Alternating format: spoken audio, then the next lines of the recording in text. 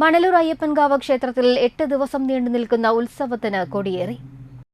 ക്ഷേത്രം തന്ത്രിമാരായ ബ്രഹ്മശ്രീ വടക്കേടത്ത് താമരപ്പിള്ളി മന ദാമോദരൻ നമ്പൂതിരി, ബ്രഹ്മശ്രീ കല്ലേലി താമരപ്പിള്ളി മന ദാമോദരൻ നമ്പൂതിരി, ക്ഷേത്രം മേൽശാന്തി ബ്രഹ്മശ്രീ രാഘവേന്ദ്ര ആചാര്യ എന്നിവർ കൊടിയേറ്റ ചടങ്ങുകൾക്ക് കാർമ്മികത്വം വഹിച്ചു.